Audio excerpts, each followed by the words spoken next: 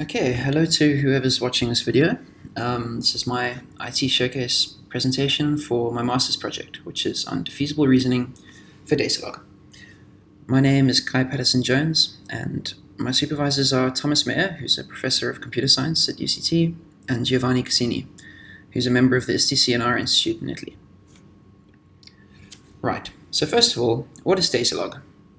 Well, Datalog is an expressive database query language, so some of you may be familiar with other database query languages such as SQL, which is an industry standard.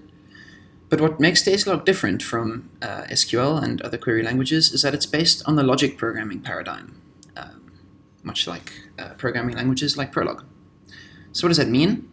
Well, it basically means that formulas in Datalog, or Datalog queries, are syntax sugar for formulas in a formal mathematical logic. In this case, first-order logic. So for instance, the Datalog formula eagle x, rabbit x implies eats x, y. So this states that if x is an eagle and y is a rabbit, then x eats y. This is really just syntax sugar for the mathematical formula, and this is a first-order logic formula for all x, y, eagle x, and rabbit x implies eats x, y. Now, you don't need to know what the syntax means. You don't even have to have seen it before. All you need to know is that Datalog is basically a layer of a classical mathematical logic. This makes Datalog declarative, so that means that Datalog queries and programs can be rearranged in any order and they give exactly the same results. And it makes certain things like recursive queries, i.e. queries that reference themselves, easy to express. Those of you who are familiar with SQL will know that recursive queries are a little bit tricky to write. And we're actually only introduced into SQL engines fairly recently. The next thing I want to talk about before we get to defeasible reasoning is modalities. So what is modality? Modality is basically anything to do with the way things could be, rather than the way things currently are. So what do I mean by that? Well, let's look at some examples. Consider the sentence, if it's sunny, then it probably won't rain.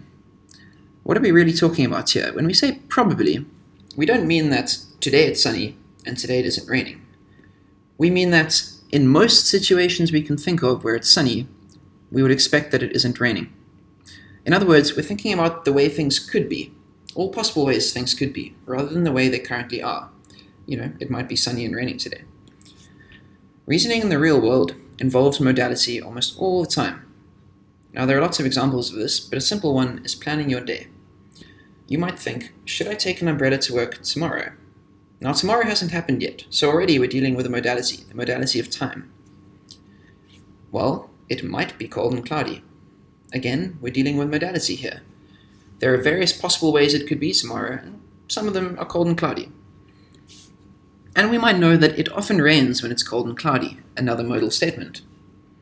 Given all three of these facts, should I take an umbrella to work tomorrow? It might be cold and cloudy. It often rains when it's cold and cloudy. We decide, okay, I'm going to take an umbrella. We don't want to get wet if it's cold and cloudy. So what is defeasible reasoning? A defeasible statement is a particular kind of modality, and it's a statement that is usually true, but which might be false in exceptional circumstances. So for instance, a classic example of a defeasible statement is birds are usually able to fly. You can go outside right now and look for a bird, and chances are if you walk too close to it, it's going to fly away. Almost all birds in the world fly. However, there are some exceptions. Penguins and ostriches are birds that have lost the ability to fly. They're exceptional cases of birds. Another example is inflation. Inflation for most countries is usually less than 10% per annum. However, in certain unstable countries, like Zimbabwe for instance, inflation rises well beyond 10%. It's a statement that's almost always true, but in some exceptional circumstances can be false.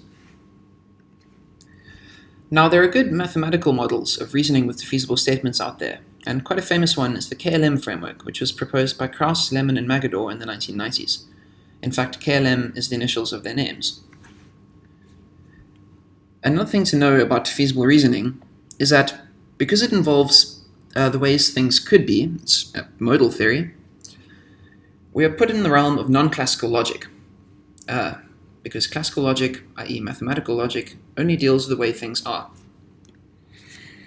So our project in my master's research is to construct a mathematical model of defeasible reasoning that works for Datalog, utilizing the ideas of the KLM framework, which was originally designed for propositional logic, which is a mathematical logic, and not for database query languages.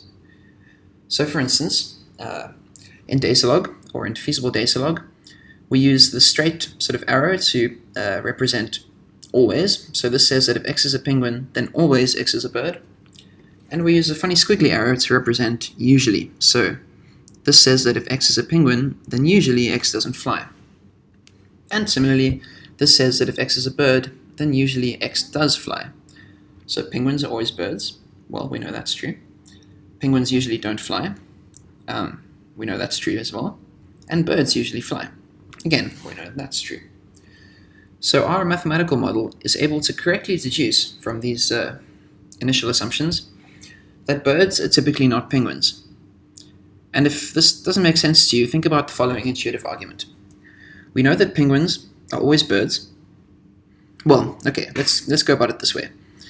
If birds were usually penguins, then we would conclude that birds usually fly, and that birds usually don't fly, because penguins don't usually fly. Now this is a contradiction, and so that can't be true. In other words, we conclude that birds are usually not penguins. And if you want to play with examples like this, or play with your own examples of queries and feasible statements, you can look at our prototype reasoner, which we've written in Haskell, and it's available on GitHub at the following link. And I'll just give a quick demo of the reasoner. In fact, I'll give a demo of this exact example.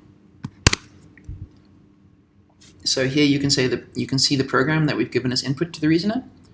P stands for penguin, B stands for bird. This says penguins are always birds. Penguins typically don't fly. This exclamation mark means don't. And birds typically fly. And over here we have an expression we're asking the reasoner. Is this true?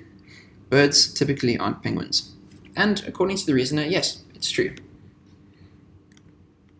Right, that's all I have for you today. Thank you very much.